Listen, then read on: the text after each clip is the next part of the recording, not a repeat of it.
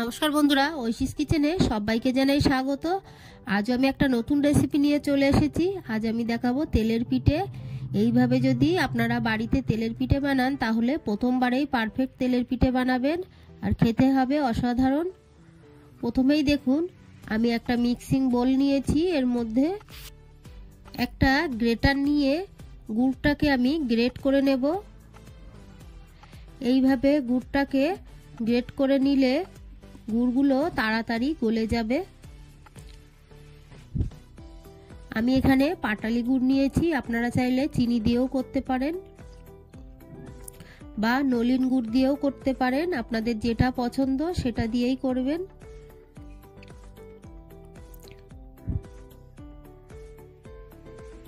দুটো ছোট সাইজের পাটালিকে আমি ভালো করে গ্রেট করে নিলাম। এরপর উষ্ণ গরম জল আমি এর মধ্যে একটু দিয়ে দিলাম, দিয়ে গুড়টাকে ভালো করে গলিয়ে নেব। খুবই হালকা গরম জল।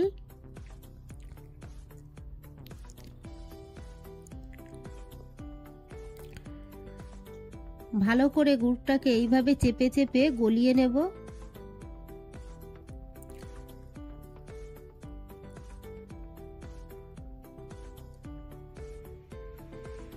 এরপর এর মধ্যে দিয়ে দেব প্রথমেই এক বাটি কেনা চালের গুঁড়ো। আপনারা এইভাবে যদি কেনা চালের গুঁড়ো দিয়ে তেলের পিঠে বানান সেটাও কিন্তু খেতে দারুণ লাগবে। ভালো করে মিশিয়ে নেব।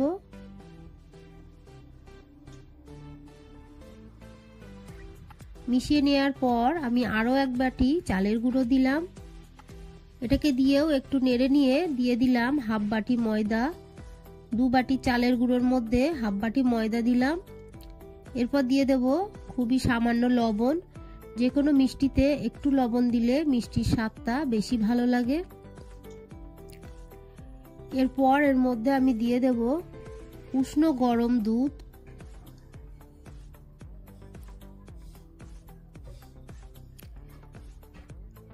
আপনারা চাইলে শুধু জল দিয়েও করতে পারেন বা শুধু দুধ দিয়েও করতে পারেন।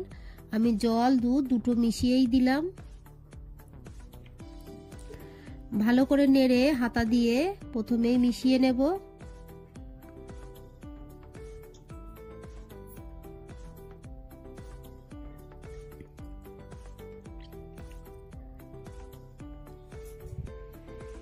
এরপর হাতাটাকে আমি সাইডে রেখে দিয়ে হাত দিয়ে ভালো করে মাখিয়ে নেব।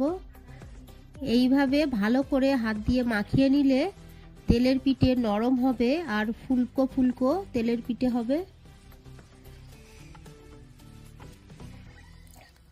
আমরা দেখুন যেভাবে আটা মাখাই সেইভাবেই ভালো করে প্রথমে মাখিয়ে নেব।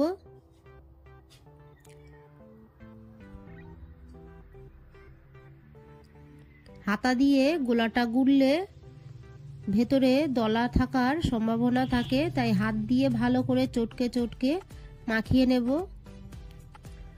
এর মধ্যে আমি আরও একটু উষ্ণ গরম জল দিলাম। এমন গরম যেন আঙুলটাকে চুবিয়ে রাখা যায়, খুব বেশি গরম জল দেবেন না।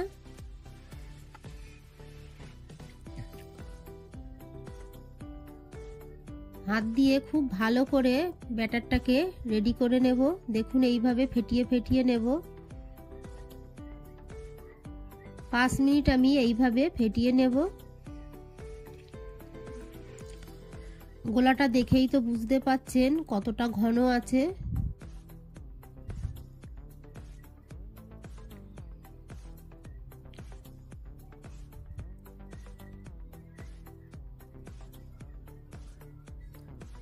আমি একটু চেখে দেখেছি মিষ্টিটা কম হয়ে গেছে, তাই আরও একটু পাটালি গুড় দিয়ে দেব।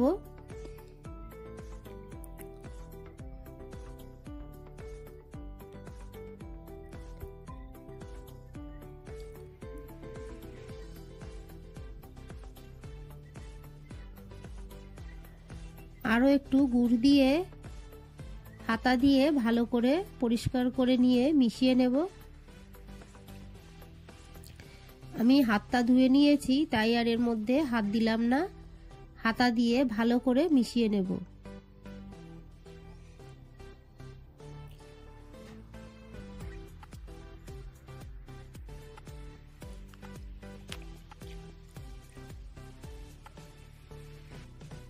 ভালো করে মিশিয়ে নিয়েছি। এরপর একটা থালা দিয়ে ঢেকে আমি আধা ঘন্টা রেখে দেব। আধা ঘন্টা পর ঢাকাটা তুলে ব্যাটারটাকে আবারও একটু দেখব। দেখুন ব্যাটারটা আগের তুলনায় একটু ঘন হয়ে গেছে, তাই এর মধ্যে আমি সামান্য একটু দুধ দিয়ে দেব। দেখুন খুবই সামান্য দুধ দিলাম, দিয়ে ভালো করে ব্যাটারটাকে মিশিয়ে রেডি করে নেব।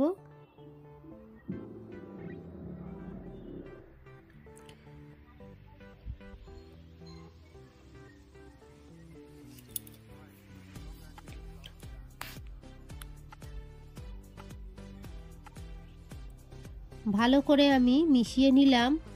এরপর গ্যাসে কড়া বসিয়ে দেব, দিয়ে দেব সাদা তেল।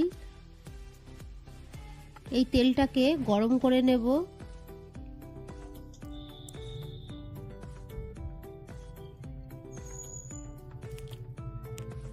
তেলটা গরম হয়ে গেছে। এরপর এর মধ্যে আমি 1 হাতা ব্যাটার দিয়ে দেব। দেখুন এইভাবে দিতে হবে, সঙ্গে সঙ্গে কিন্তু খুন্তি দিয়ে নাড়বো না, এটাকে হতে দেব।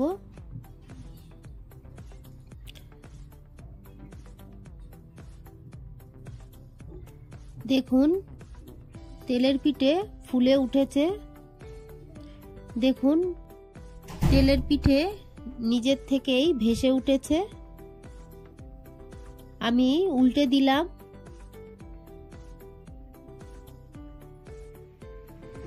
তলার পিঠটাকেও আরো একটু হতে দেব।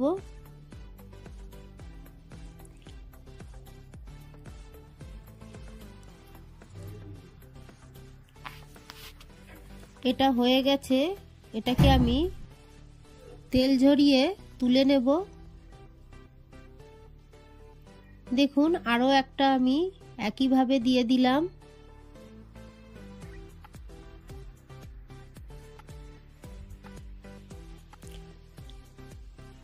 পিঠেটাকে আবারও উল্টে দেব।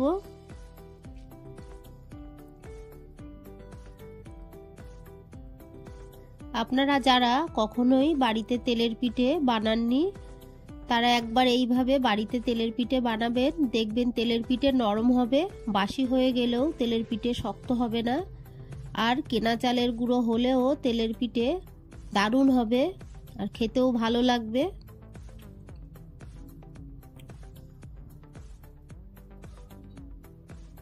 একইভাবে আমি সব তেলের পিঠেগুলো ভেজে নেব।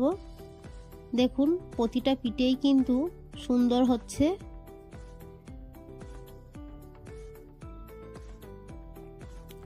সব শেষের পিঠেটা আমি আপনাদের দেখাচ্ছি। দেখুন শেষের পিঠেটাও সুন্দর হয়েছে। আমি গ্যাসের ফ্লেমটাকে এবার অফ করে দেব। আমার এই রেসিপিটি আপনাদের ভালো লাগলে প্লিজ আমার চ্যানেলটিকে সাবস্ক্রাইব করে পাশে থাকা বেল আইকনটি ক্লিক করে দেবেন, তাহলে আমার নতুন ভিডিও নোটিফিকেশান আপনাদের কাছে সবার আগে পৌঁছে যাবে। আমার এই রেসিপিটি আপনাদের ভালো লাগলে একটা লাইক করতে ভুলবেন না। রেসিপিটি কেমন লাগলো আমাকে কমেন্ট করে জানাবেন। ভালো থাকবেন, সুস্থ থাকবেন। আবার দেখা হবে পরের ভিডিওয়। পুরো ভিডিওটা দেখার জন্য সবাইকে জানাই অসংখ্য ধন্যবাদ। সাবস্ক্রাইব করে আমার পাশে থাকবেন।